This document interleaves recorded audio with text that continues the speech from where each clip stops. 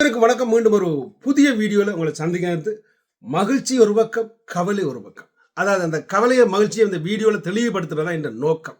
ஆம், அதாவது tourist family இந்த திரைப்படத்தை அநேக மாணாக்கள் பார்த்திருப்பீர்கள். நானும் பார்த்து கண்ணீர் மல்க அழுதேன். அதில் மாற்று கருத்தே இல்லை. அருமையான படம். அந்த சிறு பொடியனின் துடிப்பான நடிப்பு, அடுத்தது புது ஒரு ஹீரோயின் மாதிரி அப்படியான விடயங்கள் எல்லாம் அருமையாக இருந்துச்சு.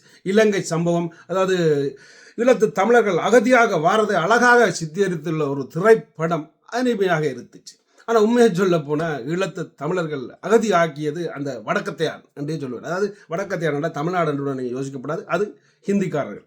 ஸோ அவர்கள் போட்ட திட்டம் தான். அதாவது எங்கள்ட தொப்புள் கொடியே மல்லட்டி எங்கண்டு ஈழத்தில் உள்ள தமிழர்களை இணைக்காம பிரிக்க நினைக்கிறதுல அவர்கள் கெட்டிக்காரர்கள். அதுக்குத்தான் அவர்கள் போட்ட திட்டங்கள். ஒரு நாளும் சிங்களமும் தமிழும் அங்கு கஷ்டப்பட்டதே இல்லை. இலங்கையில் கஷ்டம்ன்றது 100% தான் இருந்திருக்கு. ஆனால் அந்த கஷ்டத்தை உருவாக்கியது இந்த வடக்கத்தையார்கள். அந்த வடக்கத்தையார்களால் அங்கே ஒரு யுத்தத்தை மூளை வச்சதும், அங்கே ஒரு நாட்டை அழிச்சதும், இப்போ அந்த நாட்டுக்கு ஆதரவு கொடுக்குற மாதிரி நடிப்பது. ஆம் நண்பர்களே, அந்த திரைப்படத்தில் வார ஒரு விடயத்தை நான் உங்களுக்கு சுட்டி காட்ட விரும்புகிறேன். இப்போ பார்த்த மாதிரி இருந்தால் அதில் சொல்லியிருக்கிறார்கள், ஈழத்தில் இருந்து ஒரு குடும்பம் வருது எங்கள் தமிழ்நாட்டுக்கு பிழைப்பு நடத்த.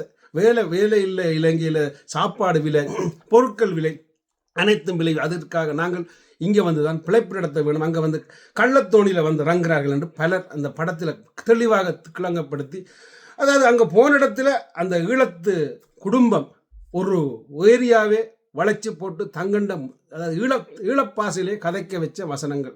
அதாவது வடிவாக இருக்கிறார்கள் அப்படி இப்படி என்று அந்த ஈழத்திலேயே எல்லாம் கதைக்க, ஈழ மொழியில், அதாவது இலங்கை தமிழ் மொழியிலேயே கதைக்கக்கூடிய ஒரு திறனான ஒரு படத்தையும் உருவாக்கி அருமையான விடயத்தையும் சித்தரித்திருக்கிறார்கள். அதில் மாற்று கருத்தில் அது நடக்கிறது இப்போ உண்மை இல்லை. நான் ஒரு நாளும் தட்டி கழிக்க முடியாது. ஆனால் இதற்கு முதல் அப்படியே ரிவர்ஸ் பண்ணி ஒரு 84, 83 காலங்களில் நான் வாழ்ந்து அங்கே இருந்த காலங்களில், அப்போ எங்கிட்ட ஊரில் பெரிய மூட்டையோட இந்திய இளைஞர்கள், இந்தியா தமிழ்நாட்டில் இருந்து வருவார்கள். அதாவது தெலுங்கர்கள் வருவார்கள், ஹிந்திக்காரர்கள் வருவார்கள், பெரிய மூட்டையோட சாரி பெற்றிச்சு என்று சாரி என்று கத்திக்கொண்டு வருவார்கள் எங்கிட்ட ஊரில் வியாபாரம் செய்ய. அவர்கள் அப்போ அங்கே பிழைக்க வந்தார்கள். ஸோ அப்படி அங்கே பிழைப்பு கொடுத்த நாங்கள் ஏன் கஷ்டப்படுறோம்ன்றதும் எங்களுக்கு ஒரு கேள்விக்குறி ஒன்று இதுக்கு இருக்குது. அதாவது அங்கே வரும்பொழுது உடனே எங்கள்ட அம்மா கூப்பிடுவோம், வந்து இருங்க, இங்கே வந்து இருங்க. இந்த ஒரு எங்கள்ட வீட்டுக்கு முன்னால் ஒரு கூடாரம் இருக்குது, அதை சொல்கிறது நாங்கள் பிளைட்டுன்னு சொல்கிறோம். அந்த கூடாரத்துக்குள்ளே கூப்பிட்டு இருக்கிற சாரியில் இருக்கிற பெட்ரிச்சில் விரித்து காட்டுன்னு சொல்லி போட்டு அம்மா கேட்பா ஒரு வசனம், உனக்கு தண்ணி வேணுமாப்பான்ட்டு. அதாவது இந்த தமிழ்நாட்டு இளைஞர்கிட்ட தண்ணி கேட்பான். அந்த சொம்பு முட்டை தண்ணியை கொண்டு வந்து கொடுக்க அவன் குழுகுலன்னு குடிச்சிட்டு வியாபாரத்தை ஆரம்பிப்பான்.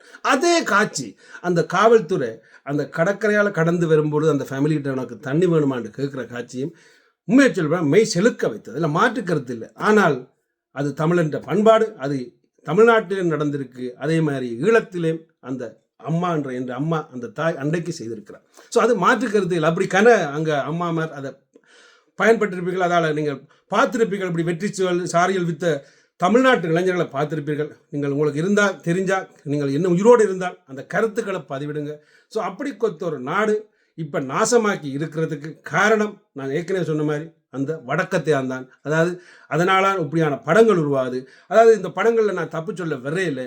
ஆனால் ஈழத்திலேயோ இல்லை இலங்கையிலேயோ சிங்களவர்களும் சரி தமிழர்களும் சரி ஒற்றுமையாக இருந்திருந்தால் அது ஒப்பவோ இப்படியான நிலைக்கே தள்ளப்பட வேண்டிய அவசியமே இல்லை.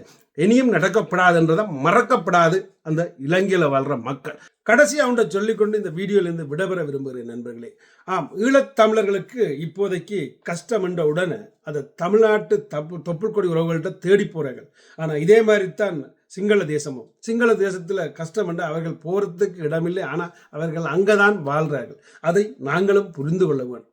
ஏன், தலைவன் இருக்கும் பொழுது யுத்தமும் இருந்தது, கஷ்டமும் இருந்தது. ஆனால் வாழ்க்கை என்றது ஏதோ ஒரு வகையில் இருந்தது அங்கே.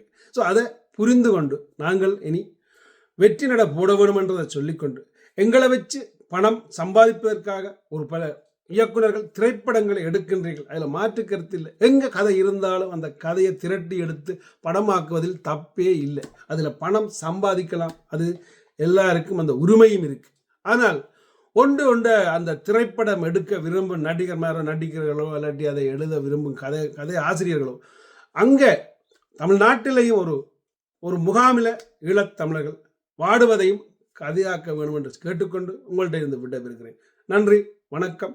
இந்த திரைப்படத்தை திரையில் பாருங்கள். அருமையான படம். நன்றி.